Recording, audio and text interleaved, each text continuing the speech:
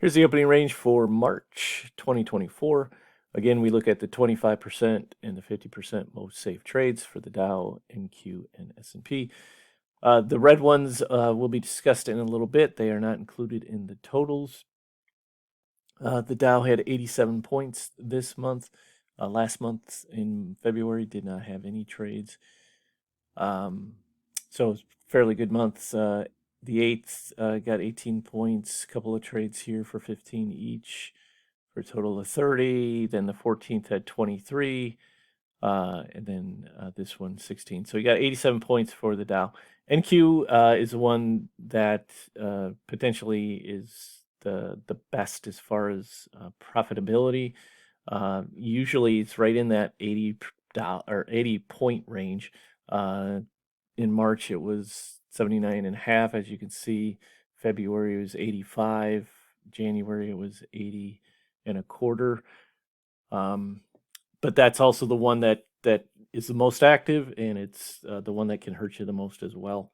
So just depending on how it trades and so forth. But fairly active. March 6th, some profits. March 7th, some profits.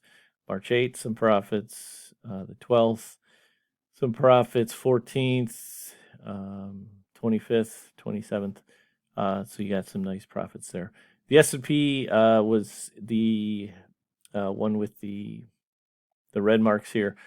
What happened in these particular cases is on March 5th, the reason I have them like this, as I talked before about missing the exit or the entries by a tick. So these most safe entries,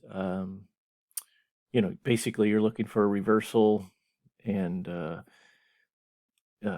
sometimes it reverses right to the tick or just misses it by a tick, or the micros hit it, but the minis don't, and so forth. That's why I always put this in red just to make a discussion about it. But on March 5th, for example, the first pivot hit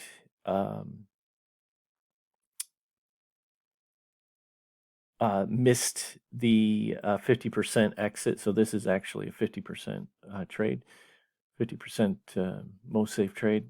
The first pivot hit missed by one tick, missed the exit by one tick. So it entered, had a trade.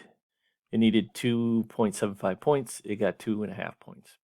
So in the next trade, so officially that first pivot hit was a loss. Second pivot hit was a loss.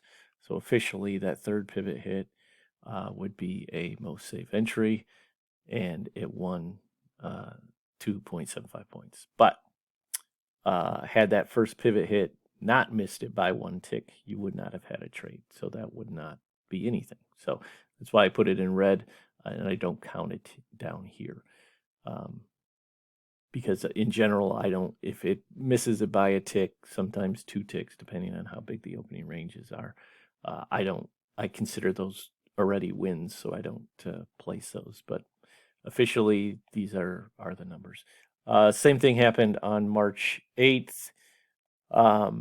This is a 25% entry, but it missed the exit by one tick. Again, the first pivot hit missed it by a tick, making the second pivot a most safe 25% entry, which was a win. So again, missed it by a tick, so this would not have been an entry had it, went that extra one tick. And then March 12th, the this one is legit. The S&P 25% is that's a legit one. What the problem is pivot hit number 3 was a loss. Pivot hit number 4 would have been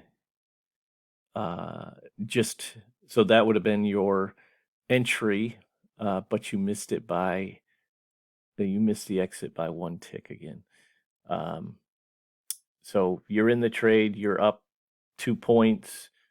You needed 2.25 points and only got 2 points. So then you'd have to enter a third on pivot hit, the third pivot hit, which actually happened after 11 a.m. we normally don't trade after 11 a.m. Unless you're already in a trade. So we'll add to a trade after 11, but we will not do a new trade um,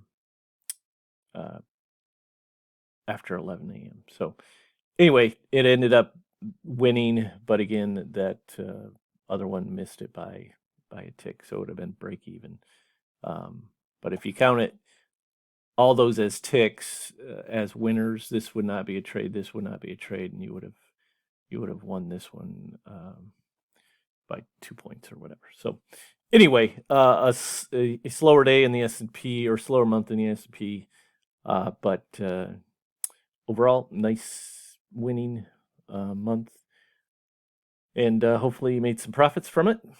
And I'll talk to you next month. Take care.